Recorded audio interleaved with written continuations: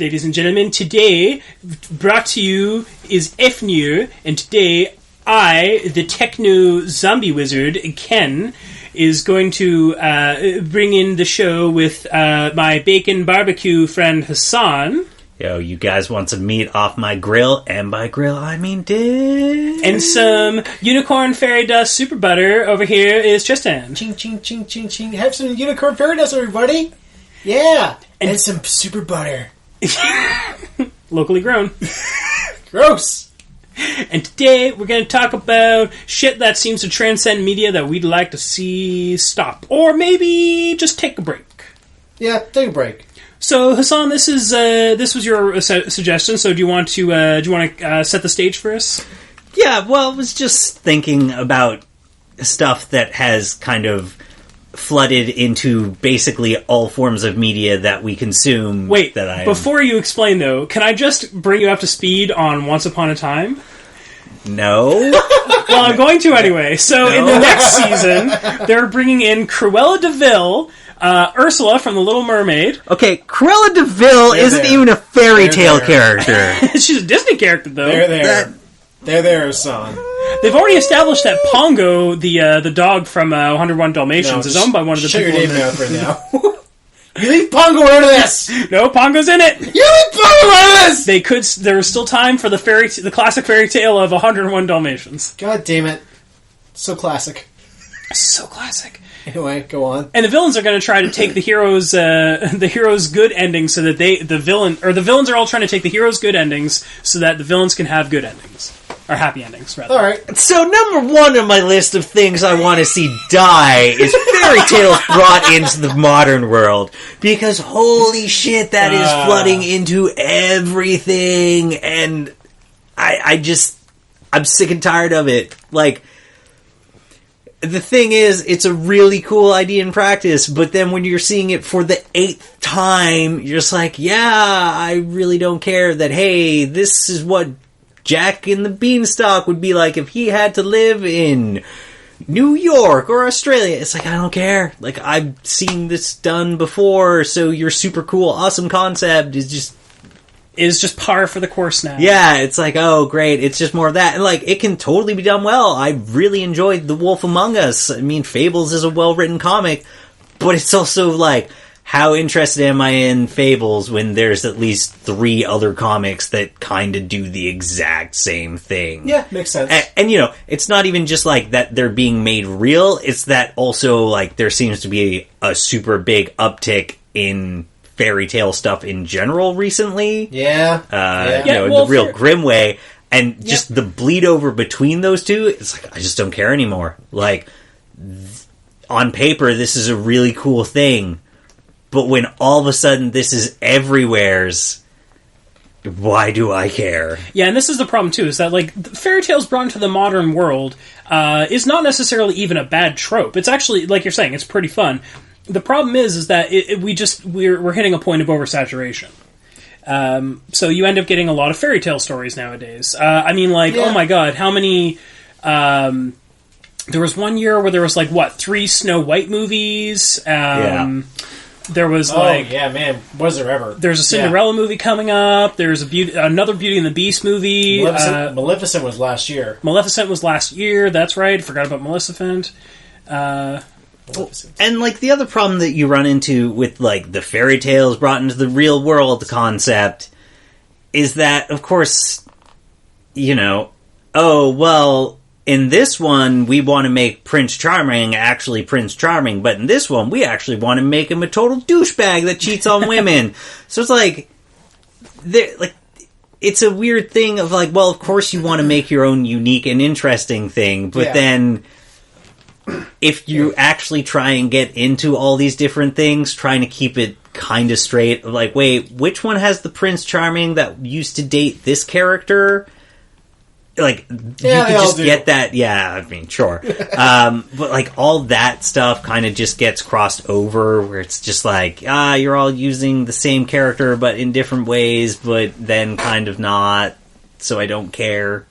Well, it's all kind of a matter of how they... I also typically find, one of the coolest things about The Wolf Among Us was that they were pulling from, at least for a lot of the side and villain characters, like they were pulling from typically little-known fairy tales, where it's like, throughout all these series, like, yeah, you're going to have Cinderella, you're going to have Prince Charming, Yep. you're going to have Beauty and the Beast. You're going to have your Jack of some kind, Jack be Nimble, Jack and the Beanstalk. He is all Jacks. The Jack of all Jacks. Yeah. So it's Terrible like, it's traits. also, none of them go super exciting and have deep pulls or pulls from, like, you know, you want to make that thing interesting? Fucking go for, like, we ended up pulling, like, a bunch of Thailand and Filipino and Malaysian fairy tales, and we made them real. Yeah, And, like, hey, now we're talking. yeah, that would be Bring us so much something we haven't cooler seen. than, like, you guys want to see Sleeping Beauty again? No! I've seen her in TV, movies, and video games, and oh god, please stop. She's in everything. I don't care. No! Yeah, I can see that. All right, well, Tristan, what do you got for us? What's something that we're gonna go? We're gonna go keep going around until we run out of time. So, Sure. What do you got for us, Tristan?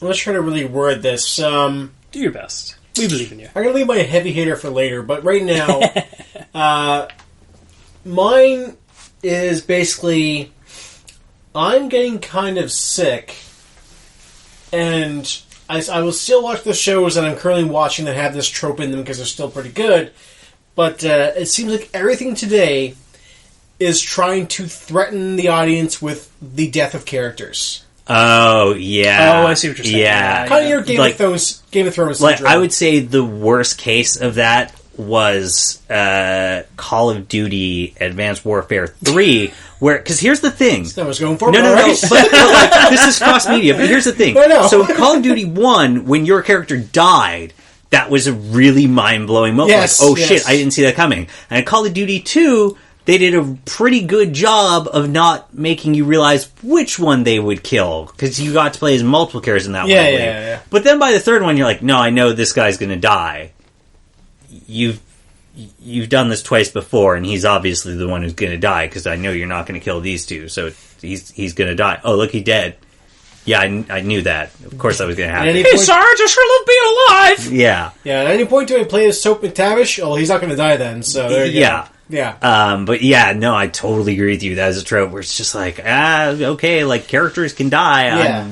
It's bled over into, like, everything now. And So- it's not that characters are dying, it's that they're threatening. Yeah. It's that they're going, this character's mortal, right? We could kill him anytime, right? You better watch the show or he might die on you. It's like, wait, no, he'll die me Today anyway. on a special episode of Die Quest, Yeah, like- one person will die. Like, my problem- Who will it be? Like, my problem is that, like, so Game of Thrones is a thing, and that show threatens you with the fact that, yes, these characters are very mortal, with some exceptions, like the Lord of Light, of course, is not mortal, so he can be repaired, but that kind of stuff. So, in other media, like, for instance, Walking Dead, that's one of the big ones, like, for me, the comic book. Sure. That's what started it for me, because, like, that's a comic where Robert Kirkman don't give two fucks about his about his characters dying. He loves his characters, but he's like, if my story will be driven better by having this character die, totally cool. Like, the worst he's done so far is kill a mother and her child, like a newborn baby, and that was pretty fucked up. I definitely appreciate the whole nothing is sacred thing, because Yeah. nothing is more like rested and disenchanting as, well, I know this character is going to make it out of this alive. Oh, for so sure, it's yeah. Like, whatever. Like, I know they're going to make it out, so there's not really any tension But, here.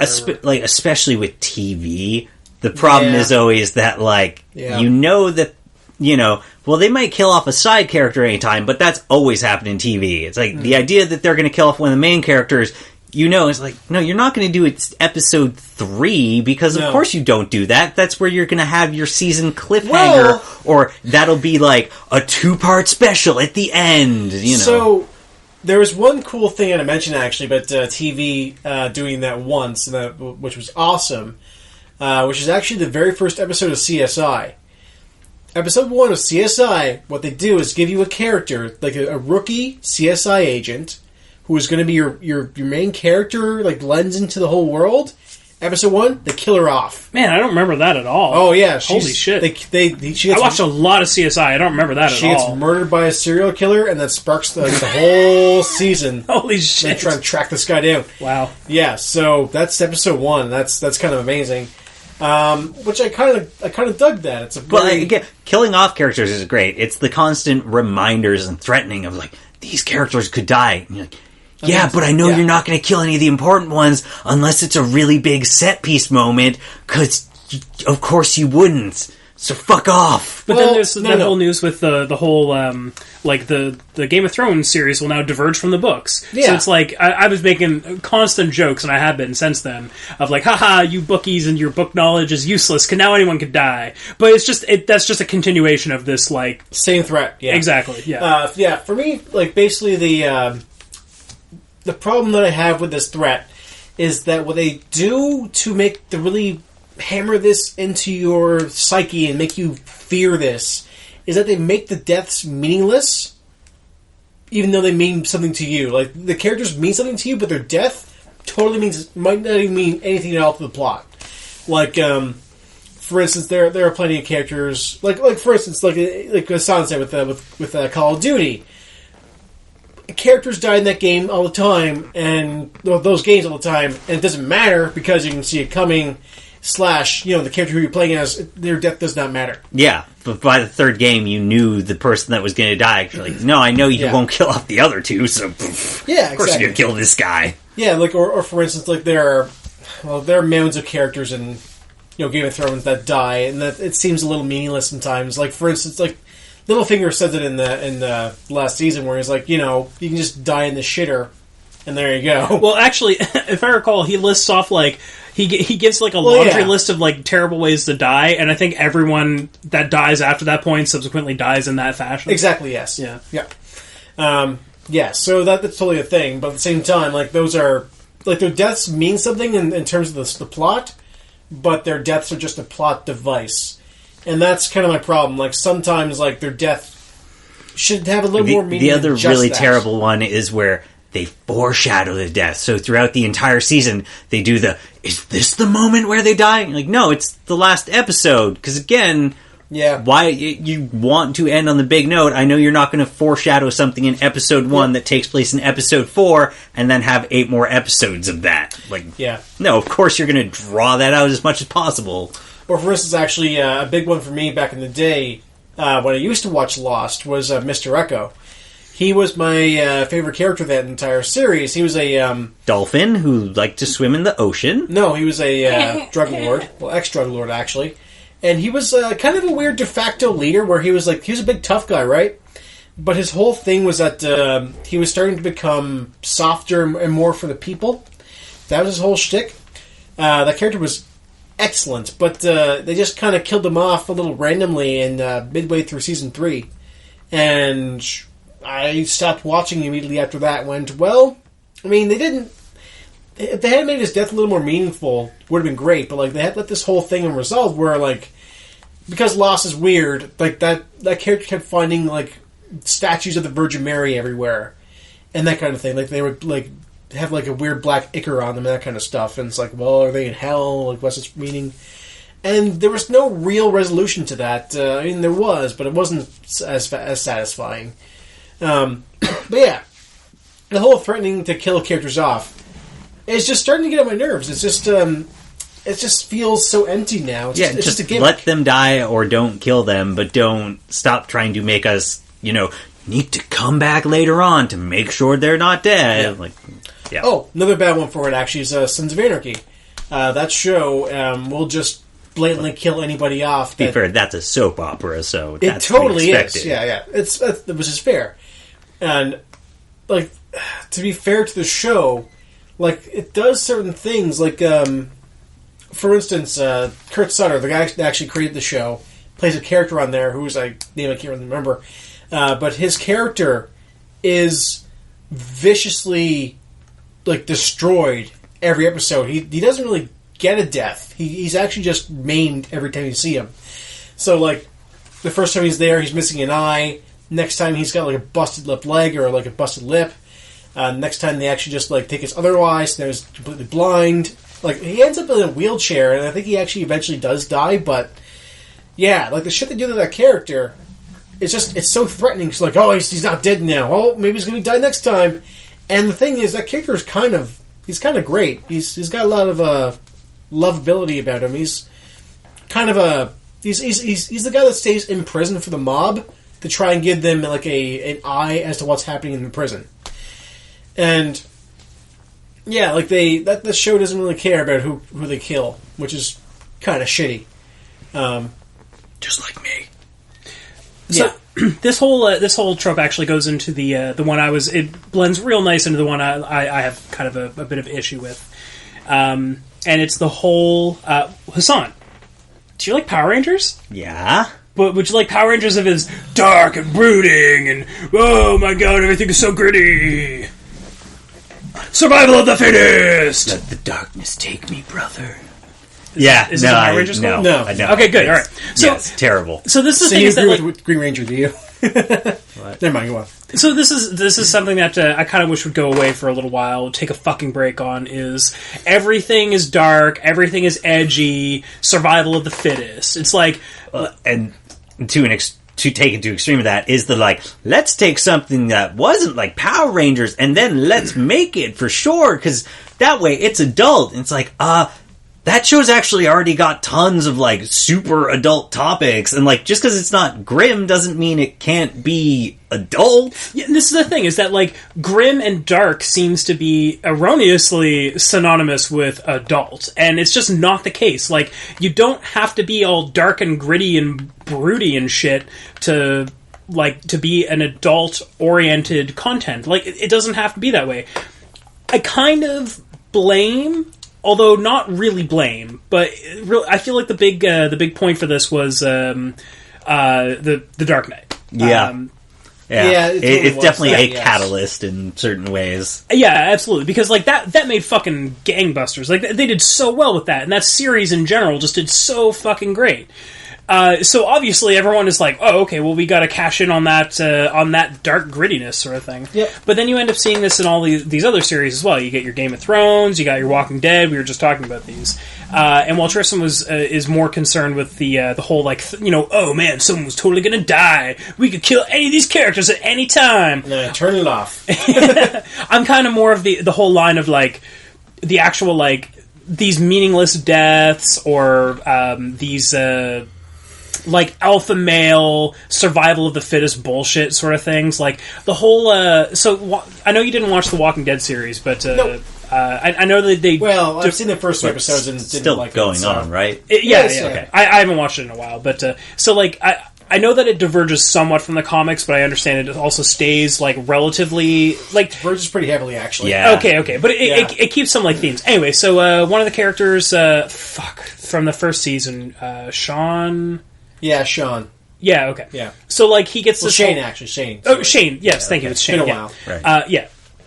So, like, he has this whole, like, alpha male, like... or the whole series in general, but, Yes, like, he does. he ends up having this, like, major, like, alpha male, like... like, if we don't do it my way, we're all gonna fucking die! Do you all want that? Because this is dog-eat-dog out here. You gotta be, like, you gotta be strong and survive. And it's sort of like, okay, well, maybe...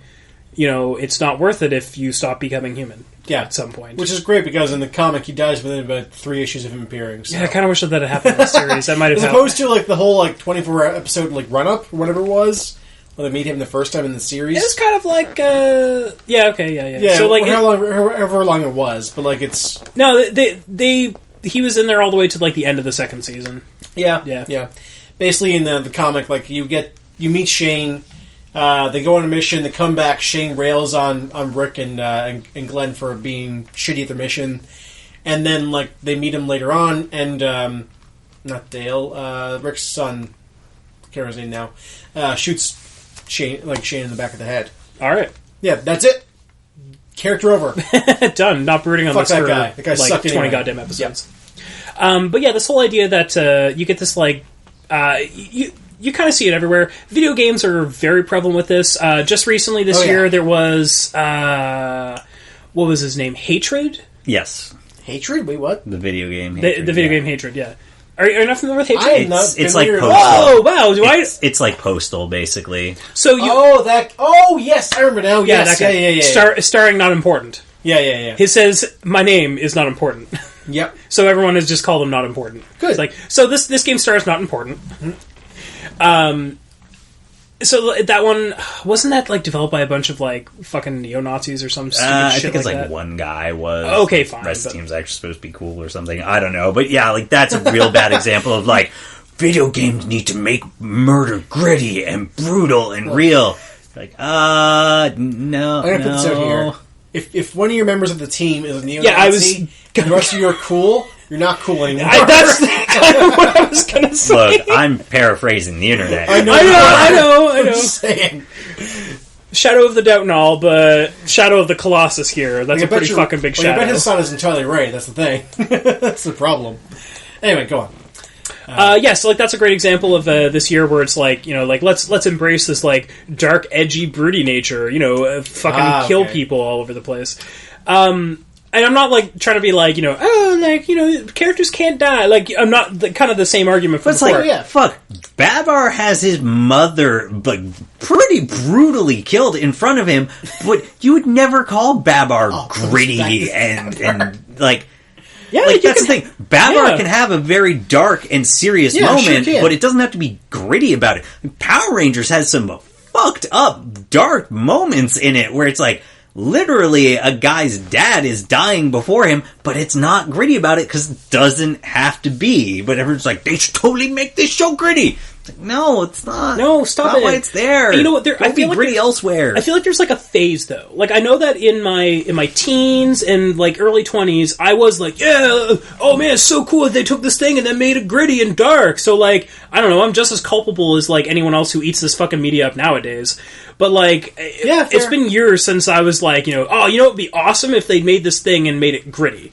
Like I'm sure I've probably said that on occasion. What if they took Bomberman and made him gritty? They did that. It sucked. I know.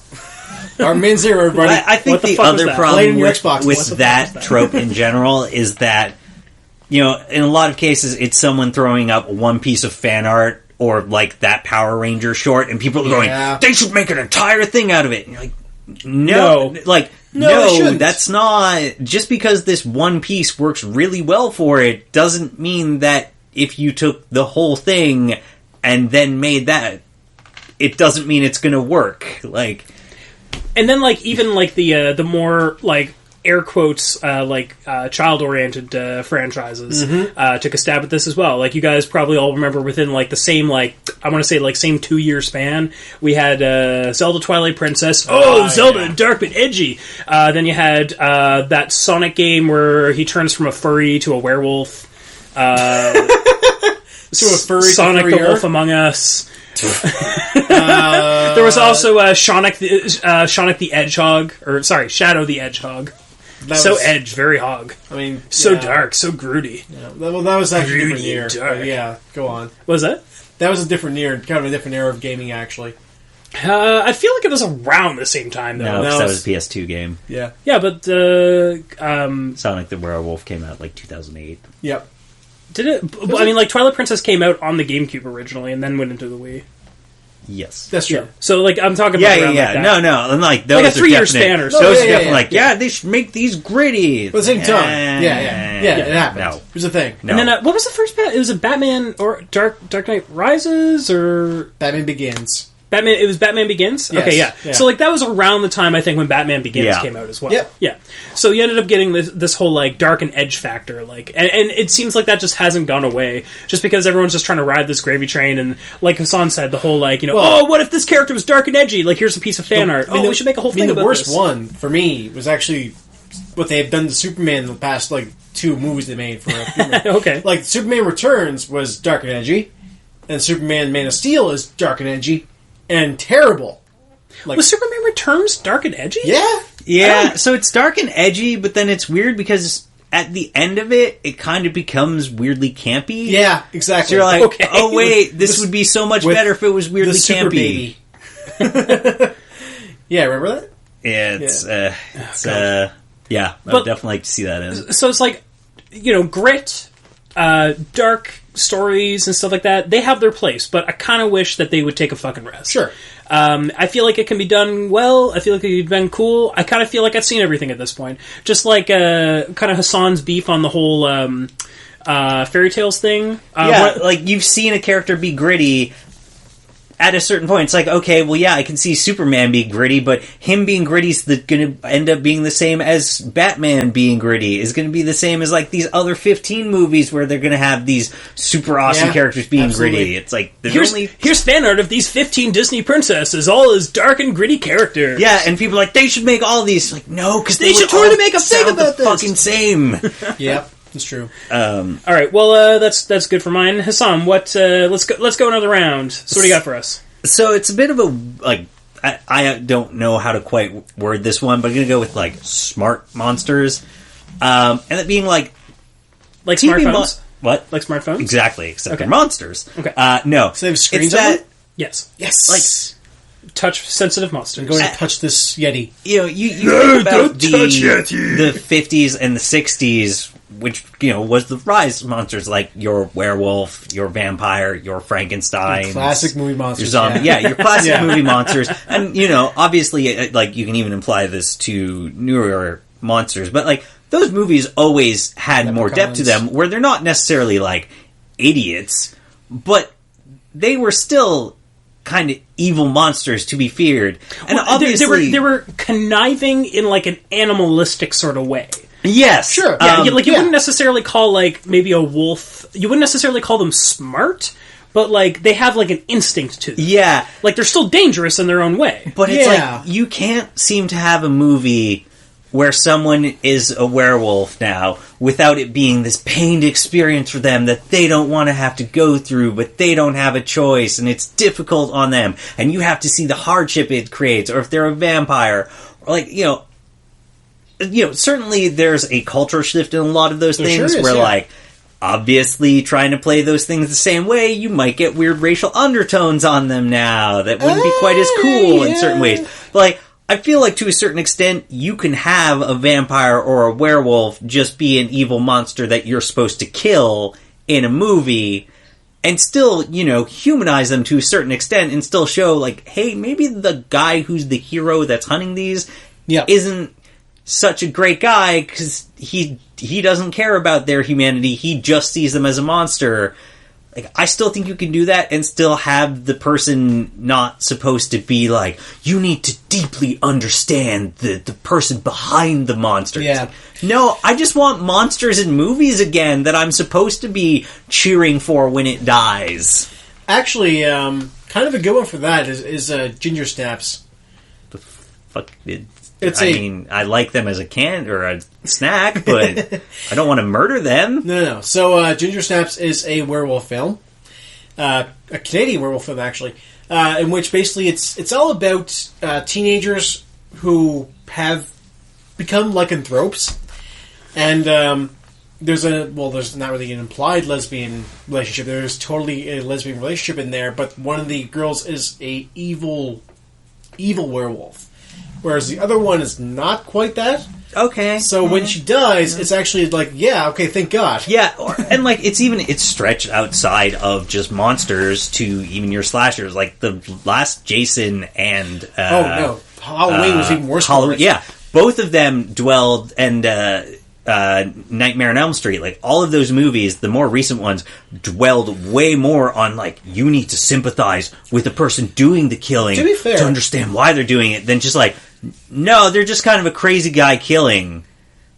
To be fair about Nightmare on Elm Street, actually, the original one had the same plot line. It did, but it didn't dwell on it as much. It's was true. The You're thing. right. It didn't spend as much time focusing on you need to really understand the deep complexities of this character that drove them there. Like, I'm fine with those things. Yeah. It's just all of this stuff is spending like 20 to 30% more time on it than I want.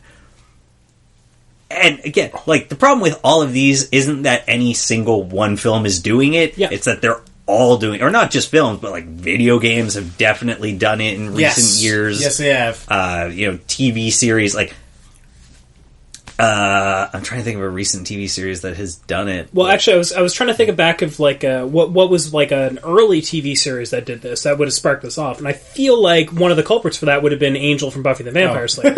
You get this whole vampire with the soul sort of thing going on, and it's like, oh no, so now you have to be sympathetic with this vampire, and that kind of like goes on and on. I was going to say Big Wolf on Campus, but alright. Sure. No, that show's goofy and is also great. Fantastic. It's fantastic. But again, like the problem with this isn't that any one thing does it; it's that it's everywhere and everything is doing it. And sort of just take a pause, just have vampires who are assholes.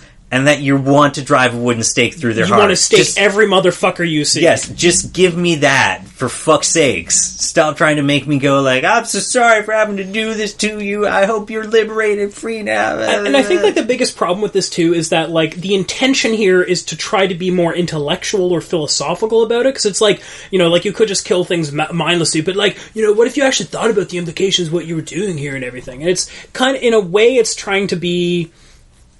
it's trying to like put a conscience to everything that's happening here. It's like trying to make it more. I think the intent is to make it feel more realistic in a way. Yeah, sure. But at the same time, it's like it's losing some of those little like some of these special little bits that make like a stupid dumb movie a stupid dumb movie. Like when you have a stupid dumb movie, but you try to throw in something like philosophical and intellectual in there, it's like, well, no one fucking cares because no one came for that. I mean, it can work if done right, but you're right. Like it's the thing is, if you do dwell too much on the intellectual side of like the philosophical side of killing a monster per se, like it does get a little ham-fisted. Well, like, you know, recently Deadlight, I know that they mentioned they went to extreme lengths to detail the characters so that you know, when you hit them, it would kind of feel like you could remember a piece of the original person. It's like,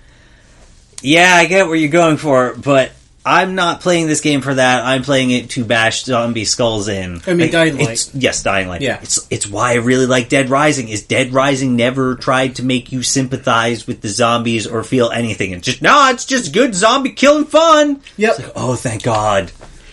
There was recently a game, I don't remember what it was, but you had this little, like, shadow orb type thing, and, like, you could, like, point it at dudes, and you could get, like, sort of, like, hidden bits of information, like, this person, like, just... Watch Dogs. Sorry, no, Watch _ Dogs. No, not Watch Dogs. It was even before that. Dishonored. It had the heart. Yeah, and it's, like, a weird, like, steampunky, magic-y world kind of thing. So Dishonored had to clarify, Dishonored had a heart, well, the heart of the Empress that was cut out, and given to you as an ability to actually read the minds of other characters. And it's actually contextual for each character in the game, so you actually read every character's mind. And yeah, that'll give you some nightmares. Yeah, well, it does, but I think like one of the things it does there is it tries to. So when you're playing a video game, it's really easy to just fucking dehumanize everything because nothing is actually real. It's a fucking video game, whatever. Sure. Who cares? But it's like. It's really easy to sort of like lose that sort of part there. But like when you have this sort of thing here and it's like, oh, these are all like quote unquote real people. They all have quote unquote real things that they do. Obviously they're not, they're still video game things. And like you have this like sort of level of empathy going on there, then you know, maybe you'll be a little bit more creative instead of just killing every motherfucker you see. You might be like, oh, this guy actually is probably a nice person. I should actually try to like do this mission without fucking killing them. Actually on the topic of Dishonored, Dishonored does a really good job to dehumanize and humanize a lot of the enemies in that game. For instance, like, two of the worst enemies in the game, well, assassination targets, I guess, are these, like, two guys that are the twin brothers of a dude that you know. And basically, they are trafficking in, like, sex rings.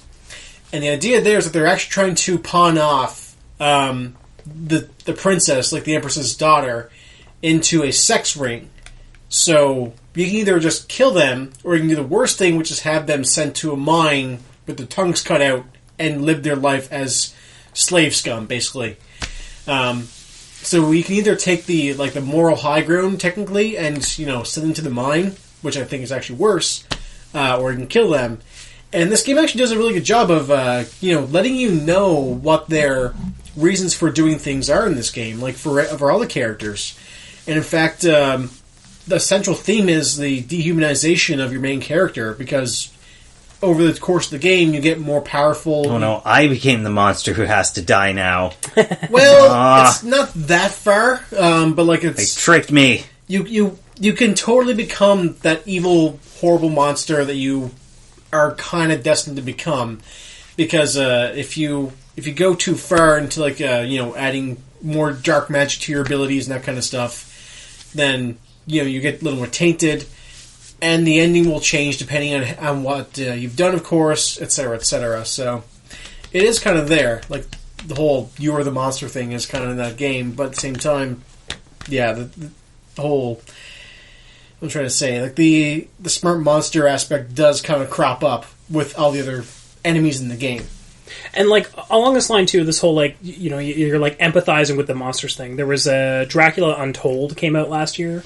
And it was this. It was like the story of Dracula. You haven't heard. It was like Dracula before he became like Dracula. So it was like, yes, yeah. Right. So it was like this whole idea of like Dracula was like this like king was it with Vlad or Dracul? Well, he was Vlad the Impaler. Yeah, okay. and but he like had to become Dracula to like save his people. But it's like if you drink blood in 3 days, like if you don't drink blood in 3 days, then you can stave off the curse and you won't become a vampire. But if you do drink blood, you can be a vampire forever, man. Yeah, okay. And then it's like, his whole, like, thing is like, no, I must save my people. But then there's people, like, find out he's a vampire and they're like, no, he's evil, he's a vampire, kill him. And they're right. And they're right, but then the whole movie's like, no, he's doing this for us, for the people. And it's kind of like, I mean, yeah, okay, fine, I get that, but is this really the story of Dracula? I mean, like, in history, Vlad actually was kind of a benevolent king. He had a really harsh punishment policy, but he just like fucking impaling every motherfucker he saw. he's kind of a fair dude here or there. Like, he was no worse than the kings that were back then, so he's on par. Yeah. But yeah, no, I actually agree with like the whole making the monster more believable, more humanized. Yeah, they just spend too much time humanizing. Like, I'm fine with that. I would just like to less humanizing. Yeah, like honestly, I would just like to see like again, Dead Rising 3 is just some good zombie killing fun. Sure. Like, you look at any of those classic movies, and they're just some good shoot the werewolf, enjoyable time. Yeah, sure. No, I fully agree. Those are pretty great. Tristan, let's move on here. What do you have for your next one? You said you had a zinger. Let's throw this one down. So my zinger is so it's kind of one that everybody's getting kind of sick of at this Women point. in media. We need to talk about this. Nope, those are not my words at all. Hashtag Mediagate. There we go. Oh, that sounds like a great idea. Yeah. Let's do this. No, my thing is precursors. Precursors? / ancient aliens. Oh, yes. Ancient civilization has been here before. Okay. On Earth, and we by unearthing their technology or whatever, we've now doomed the planet to be burned in hellfire for all eternity. Yeah, that's definitely sprung up in just about everything in recent years. Halo, Mass Effect, you can name it. Indiana Jones, Crystal Skull. What was that? I mean, it wasn't quite Defiance, right? Doesn't that Defiance has that? The War of the Worlds remake. War of the Worlds. I feel like that was one of the tippers for this. I mean, it wasn't a new concept by them, but I feel like that was like a tipper for like popular media. Yep. I feel like since then, Stargate's that. Stargate. Well, at least yeah, that's right. I'll give Stargate a bit of a pass because that came out in like 1995. That's definitely older. However, I won't give it a pass because then the later series just drive that into the fucking ground with Stargate Atlantis, and I actually ended up liking the fucking Atlantis other one? Really bad for it. Yeah, like that one's just fucking rotten with them just constantly coming across like, we found this new race and new ancient technology. It's like, shut up. Yeah, shut up. Stuff.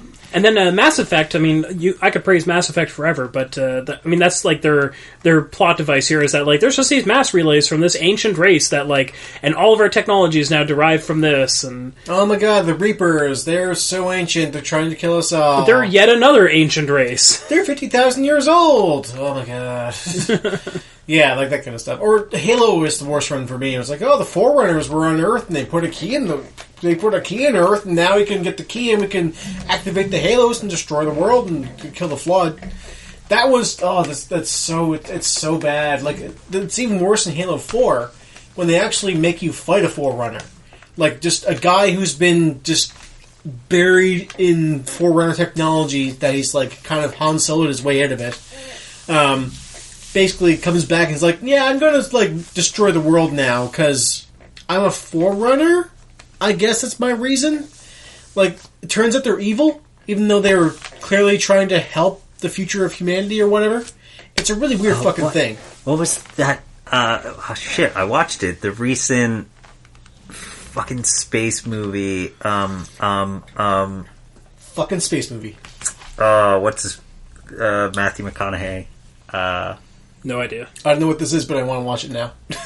Fuck, I watched it too. Straight up. While you're trying to remember that... but like, so I'll just get in, in that one. Sure. We're the Forerunners! Dun, dun, dun!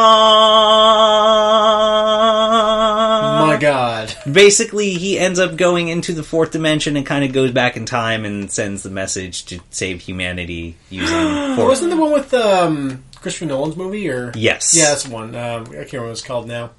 I haven't seen it, so... Yeah, whatever that one is, like, that one, when you stop and think about it, you're like, No, oh shit, this is just precursor technology. Fucking Christ, god damn it. That's too bad. Another one along this lines, movie pretty disappointed with, and I feel is pretty much universally just considered a disappointment. Prometheus. That actually comes up on the Sideshow Review. I forgot that was totally Chop was actually a big fan of that movie. Is he really? I liked Yeah, Prometheus. but he also likes Alien 3. Hear me now, Chapel. Alien 3 is not a good movie. Here's the thing. I will fight you. Prometheus really. is an okay movie. He'll win. You just kind of have to shut your brain off a bit for No, it. it's true. But yeah, that's definitely... All the main characters are dumb, and it's all the characters that are being villainized that are like the actual Good. people we should be... Like, the fucking ship captain, like Charlize Theron... or Theron. Theron. Theron? Theron. Oh, I thought there was an I in there. No. Anyway, so her. So the fucking ship captain there, she's probably the only sane fucker on that whole goddamn ship. That in the pilot. I forgot Prometheus takes that to just be Forerunner technology. Yeah, they do. Because the whole thing, the whole idea with these, what do they call the architects? Yes, I think that's what they call them. So like, that's the other thing is they always have the shitty, the Forerunners, so the pretentious. architects. I know, so pretentious. Oh my god, always one of those fucking names. At least with like, you can kind of trace it back to like 2000. Three janitors. You can trace it back to like 2001: Space Odyssey, but at least then like they were unnamed. It's like, they put in an obelisk.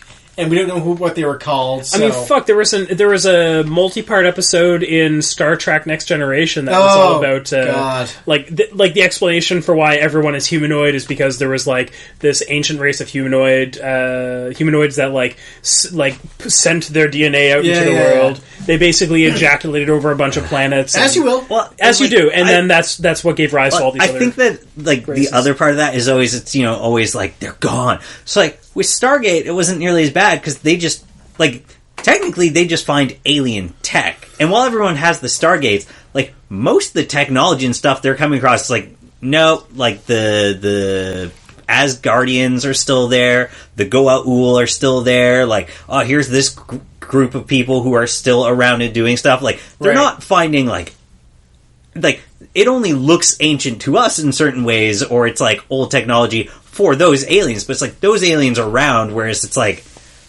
that's why that doesn't feel so bad, whereas in Stargate Atlantis, it's fucking super annoying because it is that it's this ancient mystery technology from a race who's gone. It's like they're always gone.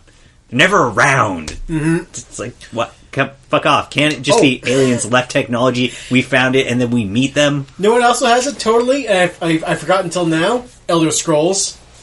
The dwarves. Yeah. The dwarves are dead in all the Elder Scrolls games. They don't exist at all. But they've left behind the technology, so you can actually go and fight it and see it and that kind of stuff. Are they Dwemer? Dwemer, yes. yeah, that's right. Yeah, right, okay, yeah. I was like, I don't remember dwarves being in there, but yeah, that's right. Yeah, it's like, they're totally dwarves. They have we have golden armor, we live in the fucking mines and stuff. And it's like, the dwarves, but they call it it's even infected fucking fantasy shit now that I think about it. Oh, it's so terrible.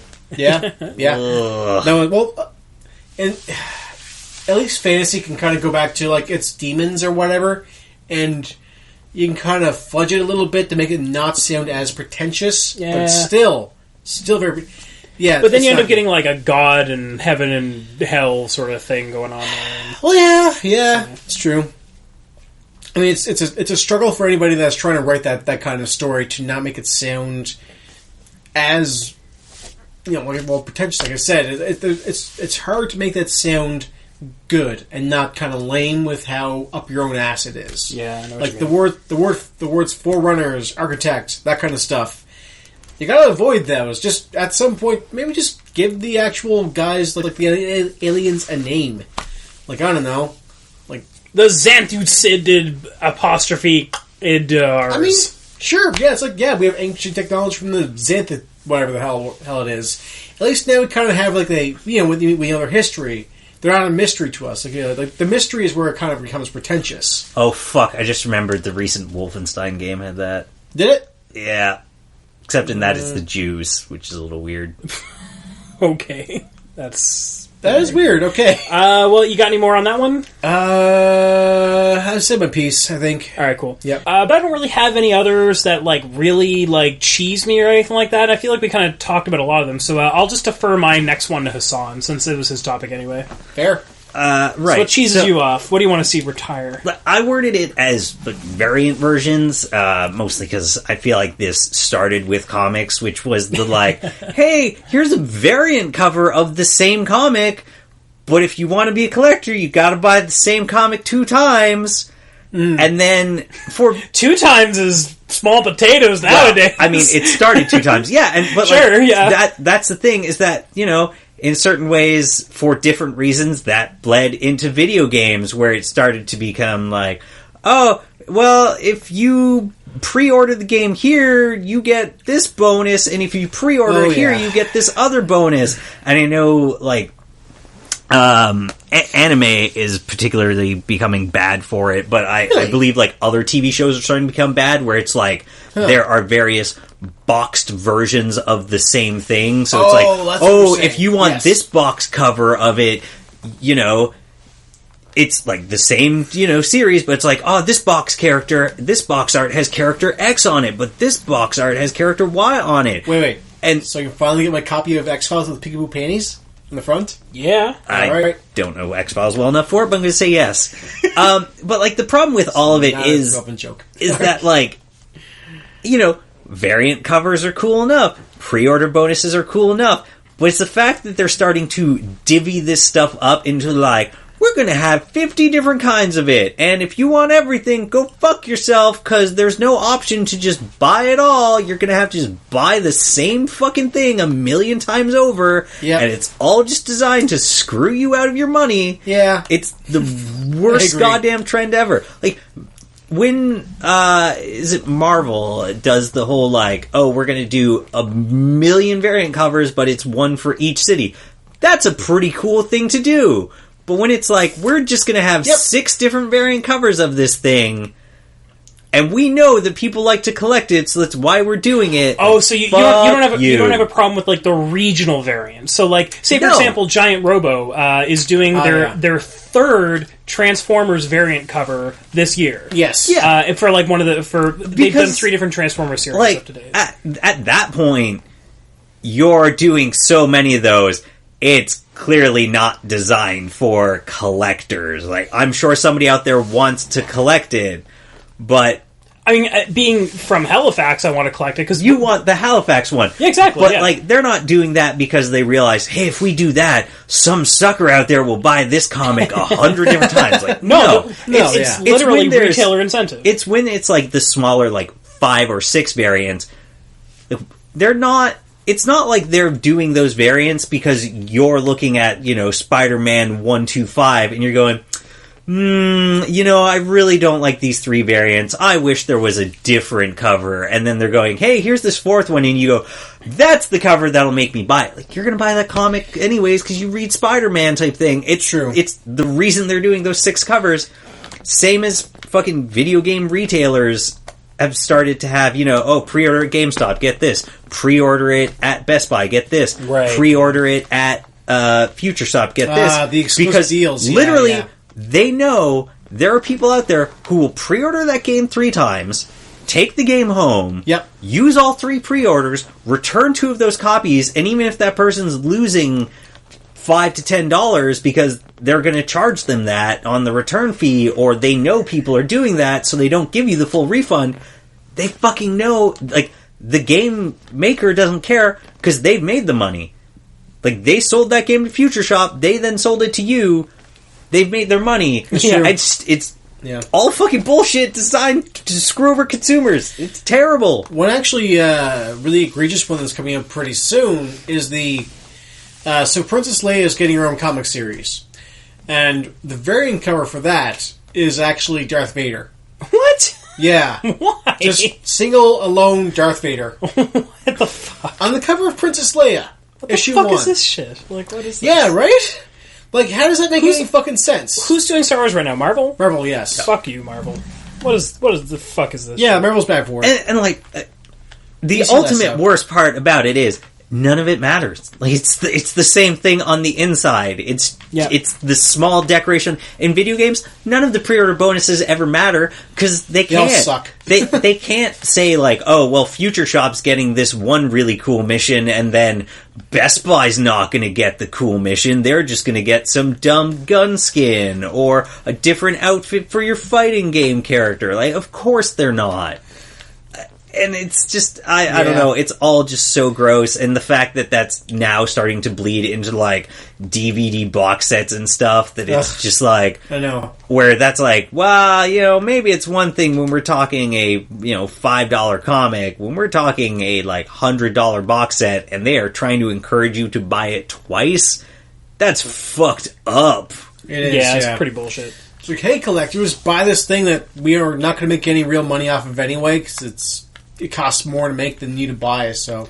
Or else it becomes, like, weird things where it's like, oh, well, if you pre-order it from here, maybe the box is the same, but it's like, get a special poster from here. Or from here, you could get, say, this, I don't know, this fucking shot glass or something. Yeah. That they're just encouraging people to then, go out and have to spend money on eBay separately. That's just like, just sell the items alone. Just let the thing stand as it is, and then if somebody wants to buy it after the fact, just let them. Yep. This is all just terrible The choir, bullshit. Along the same lines, although I guess a little less, but like the whole idea with as far as like collectors go for toys, Transformers, for example, and other toy series, recolors and that kind of stuff. No, not the recolors. Although I mean that's kind of a shitty thing, but at the same time, like I don't know, I guess I get that. Yeah. But no, like the whole like retailer specific. Things. They frequently put out like things that are like specific to like if you go to Walmart you can get this one character, if you go to Best Buy you can get this character, Target, Toys R Us, whatever. Similar to the thing that happened recently with I don't collect Transformers that hardcore or anything, but there was a point where I was into that, and there was like 1 or 2 times where I got burned on something that was just like, oh, I guess I'll just never get that because it was exclusive to a place that's not even from around That's too here, bad. unless I want to pay hundreds of dollars for that. Yeah, those suck. And, I'm not saying that one-off specials suck. Like, I know for Transformers in particular, for San Diego Comic-Con, they always put out like a small batch run of a certain Transformer or something. It'll be like, oh, hey, here's this weird... It'll be the exclusive. Here's like, this Comic-Con weird San Diego Comic-Con special edition of this character. Like, that stuff's cool. Yeah, sure. Because those are totally. special, very unique, one-off, small batch runs. It's where it's like variant covers. It's like, no, like, you're fucking making 1 million of them. They Who still gives do a shit? those They're not things. even that special. Like, No. IDW was really bad for the variant covers thing, and the Transformers comics are not so bad like all the time, but there's just always like every now and then there's just like one issue where there's like a ridiculous amount of variants and stuff for it. But it's pretty standard nowadays for there to be like 2 or 3 variant covers for like every single comic book, like true. No matter what. Yeah. And I understand it from the way that they describe, like usually the way it's even just detailed, like in the comic book jacket, like when they show like one of the variant covers, it's like listed as like retailer incentive. So it's like, if you buy like 25 of this comic book or whatever, then we'll send you like, I don't know how it works, 1 or a few of this like variant cover. Those fucking deals. Yeah, exactly. Yeah. So it's like then you get this those. whole idea where they're trying to create scarcity. Yes. Despite the fact that it's just yet another printed. Yeah, it's not real scarcity. Yeah, it's not real scarcity. Nope. No. I hate it. Yeah. And so like there's some of those that kind of come up, and then of course you end up getting like your San Diego Comic-Con exclusive ones or things like that. Like you get these like really like regional specific things or like short run specifics, but it's not necessarily as bad. When you end up getting into things like when we're talking about like a comic book that's like $5, assuming you don't have to pay extra for it being like some crazy variant or something, then you're not really talking being at that much money. When you start getting to things like box sets, though, when you can spend like up to $100 or more on those things, I know the thing is that's disgusting. It's also like you were saying, with comics, it's like everything, and with video games, every fucking video game has 50 million different pre-order bonuses. It's like, well, if everything is a special, unique version, nothing is a special, unique version. It's true, yeah. I was going to say something about that. Oh, yeah. Mostly, for me, the DLC actually miffs me a lot more than, variant covers and that kind of stuff. Like, DLC has been kind of a weird case thing for me anyway, because I've rallied against it pretty hard.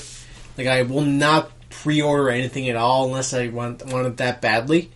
I don't know why I did it though. Like Dark Souls 2, I pre-ordered even though I didn't really care for like the bonuses or that kind of thing. I just wanted to get it right away. Well, you knew you were going to buy it, so like why not get the bonuses that come with it? Or yeah, exactly. But the bonuses were like crappy anyway, and I honestly never used them. But like this thing, like place to begin with. But yeah, like for instance, like DLC stuff, I just really don't like the whole collectability of that, especially when, like Hassan said, when like Best Buy has one thing and GameStop has one thing, and then like Future Shop has a whole different thing that And don't worry, the game maker's got plenty of other stuff they'll sell you on top of it. Yeah, exactly. Oh yeah, don't worry. There's still day one DLC. You could buy some horse armor. Patches incoming. Yeah. Yep. Have fun with that. We'll have some content locked on the disc that you have to pay to unlock. Thanks, Resident Evil 6. That'll be great. But yeah, that's kind of all I have to say with that. Alright, so with that said, let me just give you just a little bit more rundown of Once Upon a Time.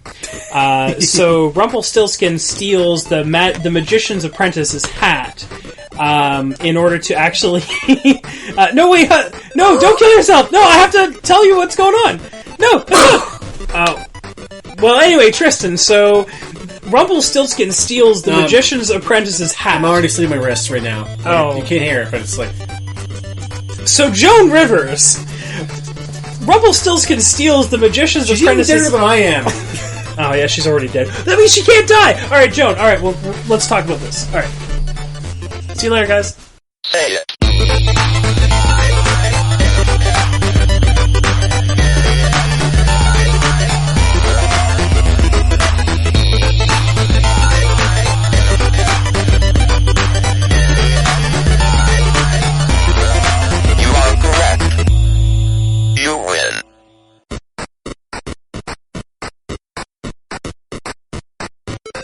Hello, everybody. This is Tristan. This is Ken. And we're here to tell you today to follow us on many, many things. You can follow us on iTunes. You can follow us on Everything Is Fine Nothing Is Ruined at Libsyn.com. You can follow us on Twitter, which is at eifnir.